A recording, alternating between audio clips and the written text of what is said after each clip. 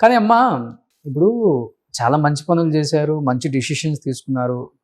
ఒక స్టేట్‌ని ముందుకు తీసుకెళ్లటంలో జనార్దన్ రెడ్డి గారు తీసుకున్న కొన్ని డిసిషన్స్ చెప్పాలంటే గొప్పవని చెప్పొచ్చు. అలాంటి గొప్ప వ్యక్తిని కూడా చంపేయాలి అన్న ఒక టార్గెట్ మావోయిస్టులు చేశారు. ఐ థింక్ మీరు కూడా కార్‌లో ఉన్నారనుకుంటా ఆ రోజు. రిమోట్ చేశారు, కంట్రోల్ మావోయిస్టులు వెనకాల ఇంకెవరైనా చేసినారు, అదైతే మనం ఇప్పుడు రిమోట్ చెప్పలేము. కంట్రోల్ కారు పేల్చాలని చూశారు కదా. ఆ? ఏం జరిగింది అసలు ఆ రోజు? ఏం జరిగింది చెప్పగలిగినంత టైం లేదండి అక్కడ. ఉమ్, ఆ రోజు తిరుపతిలో డాక్టరేట్ ఇస్తాము అని అంటే ఉమ్, ఆ డాక్టరేట్ ఇచ్చే కార్యక్రమానికి అందరం కలిసి బయలుదేరుతూ ఉన్నాము. ఉమ్, పొద్దున్నే ఇంటి దగ్గర నుంచి అందరం బయలుదేరాము. అభిమానులందరూ కూడా ఇంటికే వచ్చారు, ఒక ర్యాలీగా పోవాలనే ఆలోచనతో.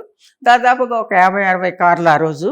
ఉమ్, ఫస్ట్ సెక్యూరిటీ గార్డ్ వెళ్తున్నారు, తర్వాత సెక్యూరిటీ వెళ్తుంది, తర్వాత మా కారు ఉంది, నేనున్నాను కారులోనే. మేమిద్దరము ప్లస్ మా సెక్యూరిటీ ఆఫీసర్, ఉమ్, ముగ్గురం ఉన్నాము. వెళ్తూ ఉంటే ఉన్నట్టుండి ఒక సౌండ్ వచ్చేసింది.